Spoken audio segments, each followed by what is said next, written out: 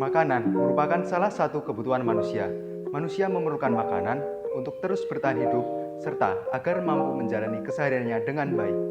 Akan tetapi, akhir-akhir ini muncul kekhawatiran akan krisis pangan yang mungkin akan terjadi di masa yang akan datang. Menurut data yang diperoleh dari Food and Agriculture Organization pada tahun 2022, sebanyak 193 juta orang di 53 negara atau wilayah mengalami insekuritas pangan akut. Bahkan beberapa wilayah seperti Ethiopia, Madagaskar Selatan, Sudan Selatan, dan Yaman mengalami insekuritas pangan yang sangat parah sehingga memerlukan perhatian yang lebih agar tidak terjadi keruntuhan sosial, kelaparan, bahkan hingga kematian.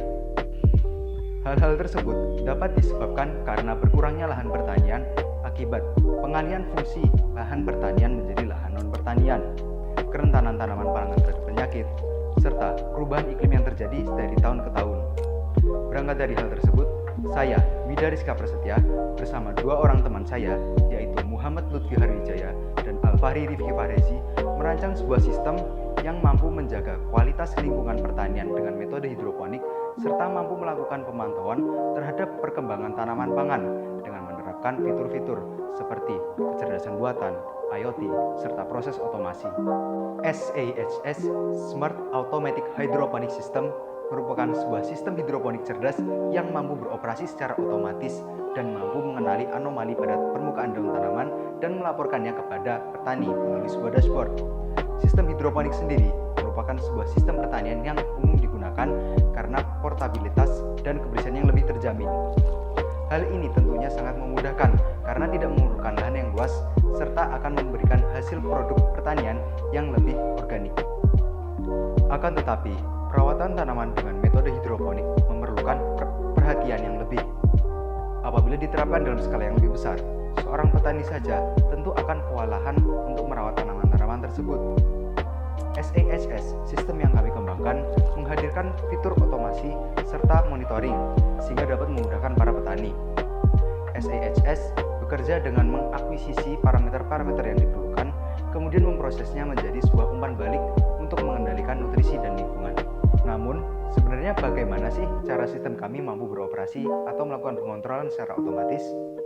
Sebelum melakukan pengontrolan, sistem kami perlu melakukan pengukuran terlebih dahulu terhadap parameter-parameter yang akan dilakukan pengontrolan. Yang pertama adalah parameter keasaman air atau pH air. pH air yang akan digunakan pada sistem kami merupakan air yang memiliki pH yang normal. pH air yang normal berkisar antara 6 hingga 7. Pengontrolan pH air ini dapat dilakukan menggunakan instrumentasi pengukuran yaitu berupa sensor pH. Parameter kedua yang akan diukur adalah tingkat partikel yang terlarut dalam air. Mengapa sistem mengukur parameter ini? Karena sistem juga akan melakukan pengontrolan terhadap konsentrasi nutrisi yang terlarut dalam air, sehingga perlu dilakukan pengukuran terhadap parameter ini. Pengukuran parameter ini dilakukan dengan memanfaatkan sensor analog turbidity. Parameter ketiga yang akan diukur adalah water level.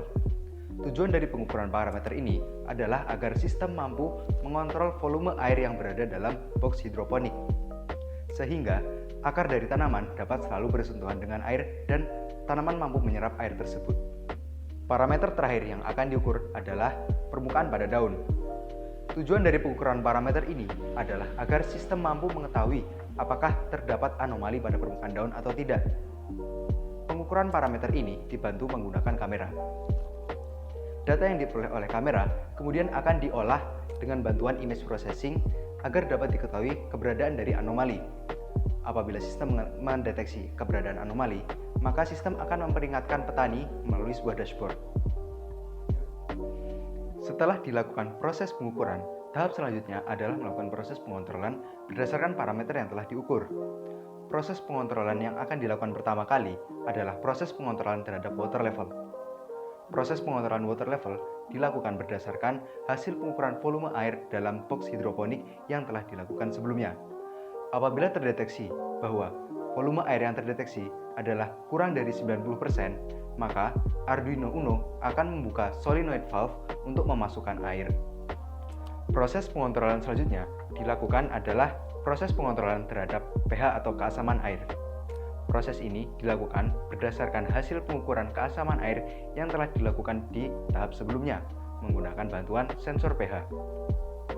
Pada sistem ini akan digunakan air dengan pH air normal yaitu yang berkisar antara 6 hingga 7. Sehingga apabila terdeteksi pH air kurang atau lebih dari itu, maka air akan diganti. Metode yang digunakan untuk mengganti air ini adalah Arduino akan mengirimkan sinyal kepada solenoid valve untuk membuka valve-nya sehingga air dapat keluar dari box hydroponics. Kemudian, secara bergantian, Arduino akan memerintahkan pada solenoid valve tempat air masuk untuk menggantikan air. Hal tersebut akan dilakukan secara bergantian hingga pH air menjadi normal. Pengontrolan selanjutnya yang akan dilakukan adalah pengontrolan terhadap jumlah nutrisi yang terlarut di dalam air. Jumlah nutrisi yang terlarut di dalam air pada pengukuran sebelumnya dilakukan menggunakan bantuan sensor analog turbidity. Pada sistem ini, digunakan standar partikel yang terlarut di dalam air adalah berkisar antara 600 hingga 800 ppm. Dengan demikian, apabila sensor mendeteksi ppm yang lebih atau kurang dari itu, maka Arduino akan melakukan suatu proses pengontrolan. Apabila ppm yang terdeteksi adalah kurang dari itu, maka Arduino akan memerintahkan water pump atau pompa air untuk memompa nutrisi masuk ke dalam box hidroponik yang berisi air. Kemudian, agar nutrisi tersebut dapat larut secara sempurna, maka digunakan suatu sistem sirkulator untuk mengaduk air. Sistem sirkulator adalah berupa water pump yang akan menghisap air masuk, kemudian akan memompa air keluar kembali ke dalam air, sehingga terjadi perputaran air. Namun, apabila yang terjadi adalah ppm lebih dari itu, maka Arduino akan memerintahkan solenoid valve untuk memompa air, untuk mengeluarkan air, kemudian memasukkan air yang baru.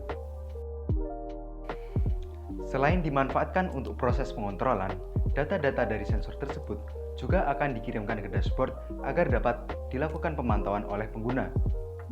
Proses pengiriman data ini akan dilakukan oleh Arduino Uno ke Raspberry Pi menggunakan protokol JSON. Protokol JSON akan mengubah data yang semulanya berbentuk tipe data seperti integer, float, dan tipe data lain menjadi bentuk string, kemudian dikirimkan ke Raspberry Pi menggunakan komunikasi serial. Dari Raspberry Pi, kemudian data-data sensor tersebut yang berupa string akan diteruskan ke database menggunakan protokol MQTT.